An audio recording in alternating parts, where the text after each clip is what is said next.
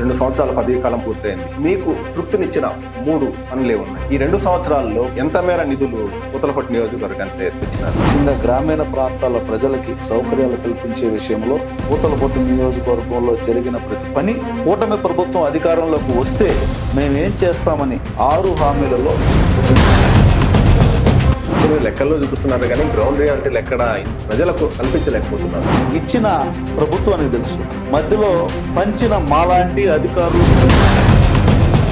పూతలపట్టు అంటేనే మామిడికాయలకు ప్రసిద్ధి. గత సంవత్సరం కానీ ఈ సంవత్సరం కానీ మామిడికాయలు హెవీ క్రాప్ వచ్చింది. ప్రభుత్వం వాళ్ళకు సబ్సిడీ రూపంలో ₹4 కిలో కేటాయించింది. ఇది దీర్ఘకాలికంగా ఈ సమస్య పరిష్కరించేందుకు మీరు అసెంబ్లీలో ఏదన్నా మాట్లాడి ప్రస్తావన చేసి సీఎం గారి దృష్టికి ఏమైనా తీసుకెళ్లారు? మామిడి రైతుల యొక్క గిట్టుబాటు ధర గురించి ఇంతకు ముందు ఎవరైనా అసెంబ్లీలో మాట్లాడుకుంటే వాటి రికార్డులు నాకు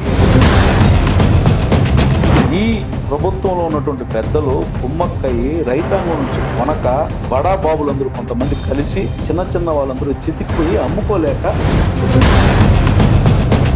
దీన్ని వైసీపీ వాళ్ళు ప్రధాన అస్త్రంగా మలుచుకొని మామిడి రైతులకు కనీస గిట్టుబాటు ధర లేదు, దానికి తోడు ఫ్యాక్టరీ పల్ప్ యజమానులు అయితే ఎవరుతున్నారో వాళ్ళు తెలుగుదేశం పార్టీ అధికార పార్టీ ఎమ్మెల్యేలకు చెప్పిన వాళ్ళకే టోకన్లు ఇచ్చి వాళ్ళ వెహికల్స్ ముందర పంపిస్తున్నారని చెప్పేసి ఈ రోజు కూడా కరుణాకర్ రెడ్డి గారు చెప్పారు. ఇది వాస్తవం కాదండి. ఎవరు అబ్బాయా ఏదో చెప్పారు, వచ్చిన కాయను గుజ్జు చేయాలా, గుజ్జు చేసిందని ప్యాక్ చేయాలా, ప్యాక్ చేసిందని భద్రపరచాలా, దాన్ని ఎత్తుకుని అమ్మాలి. గతంలో మీరు చేసినటువంటి అరాచకాలనే చేయాలని, మీ వాళ్ళకే పంపించాలని మీ దురుద్దేశం ఉండి ఉండొచ్చు. కుటుంబ ప్రభుత్వం అధికారంలోకి వచ్చిన తర్వాత కాణిపాకం ఆలయంలో దళారులు ఎక్కువయ్యారని చెప్పేసి ప్రధాన ఆరోపణ ఈ దృష్టికి వచ్చింది. అంటే బుడ్డ బెదిరింపులకి జిమ్మిక్కులు చేసి కంట్రోల్లో చేసుకున్న వాళ్ళకి కాణిపాకంలో తాగుండదు, కూటమి ప్రభుత్వంలో తాగుండదు. మీరు ఎమ్మెల్యేగా గెలిచిన వారం 10 రోజులకి ఇదే సుమన్ టీవీకి కాణిపాకం నిలబడి ఈ రోజుకి నా బ్యాంక్ బ్యాలెన్స్ 2 లక్షలు లేదా 3 లక్షలు అని చెప్పారు. ఈ రోజుకి కూడా అదే మెయింటైన్ చేస్తున్నాను. అదే డబ్బులు ఉంటాయా? నా అకౌంట్లోకి పోతారు కదా, చేతికి ఇవ్వరు కదా, లేదా ఎప్పుడైనా నేను వాడితే ఉంటుంది ఎంత నేను చూసుకోవాలి.